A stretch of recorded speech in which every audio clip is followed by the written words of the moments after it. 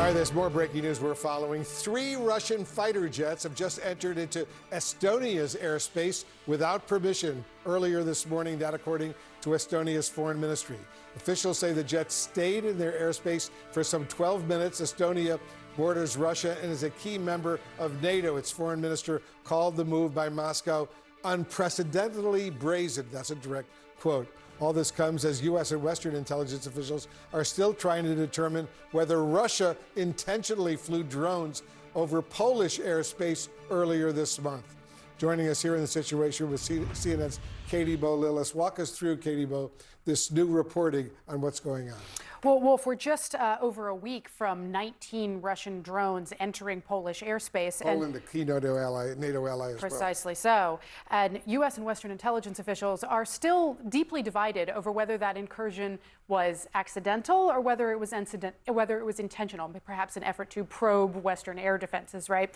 And part of what makes this so difficult for them to reach an assessment on this is they're really reliant on looking at sort of the technical specifications of the drones that they were able to shoot down in Poland, as well as the flight pattern of these drones while they're in Polish airspace. How were they flying, right? What can they learn from that?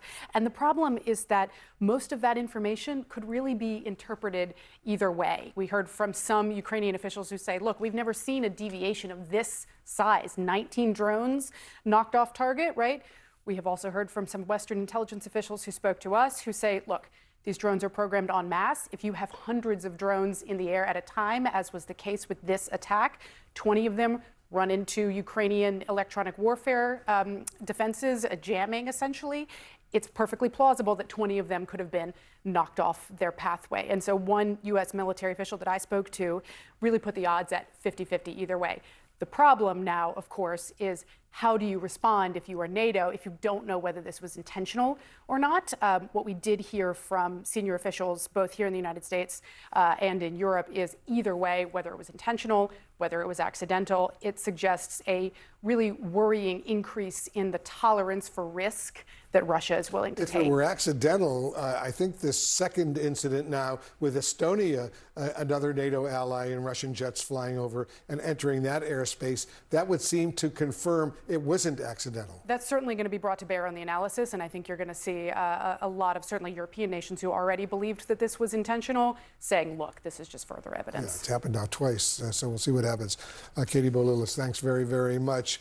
I want to bring in CNN military analyst, retired U.S. Air Force Colonel Cedric Leighton. Colonel, thanks very much for joining us. So what's your analysis on Poland and now Estonia, 2 NATO allies? And as we all know, if Russia is involved in engaging militarily against NATO allies, this isn't just against Poland and Estonia, but all NATO allies potentially could be involved. Yes, absolutely, and that's where the Article 5-like provisions come into play, Wolf. So when you look at the Polish example with those 19 drones, as Katie Bo was just talking about, I would put the odds actually at more 70-30 or 60-40 that the Russians did this intentionally. Now, it is absolutely possible that there was jamming involved, and the way to determine that is whether or not Ukrainian jamming efforts were underway at that particular moment in time, or even Polish jamming efforts. So if there was nothing like that going on at that time, then you can pretty much determine that this was an intentional effort. When it comes to the Estonian situation with 3 fighter jets, that is an obvious offensive play by the Russians. What they're doing is they're testing the air defenses of the Estonians. They're looking at the way in which the Estonians would respond to an incursion, and the fact that they stayed in Estonian airspace for 12 minutes. That's a very long time, relatively speaking. Small country, doesn't take long to fly from one end to the other in a fighter jet. They would be doing this intentionally to determine what the Estonians have and how they would deploy it. Is there a point at which you think NATO allies should respond more forcefully to these kinds of Russian incursions? Well, it depends on what exactly the Russian incursions are doing. If the Russian incursions involve just intelligence gathering assets, that's one thing. But in this particular case, at least with the Estonian situation, where you have fighter jets involved, that's an obvious offensive weapon.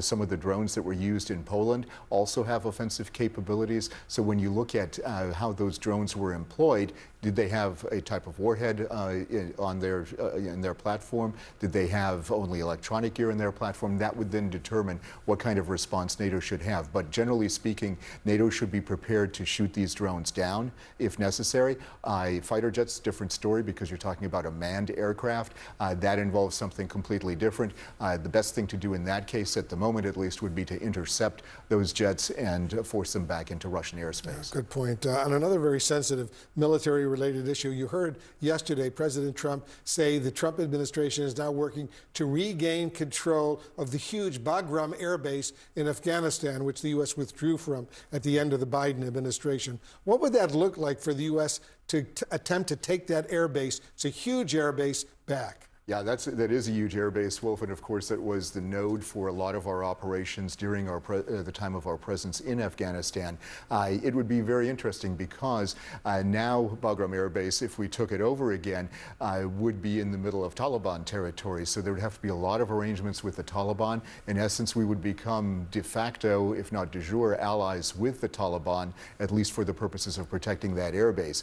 So it would be a very interesting development. The president mentioned yesterday that this was basically going in discussions in order to have a way to watch China, especially China's nuclear developments. That is something that Bagram could be used for, but it is actually pretty far away from the Chinese facilities at Lopnor and other space-related facilities that would be of interest to the U.S. from an intelligence perspective. And unless the Taliban, which controls that area right now, were to peacefully agree to hand over the Bagram Air Base back to the United States, it would require military action for the U.S. to go in there, ground troops, Air Force personnel, and take that air base back from the Taliban. It would, and that would require a permanent presence then of the U.S.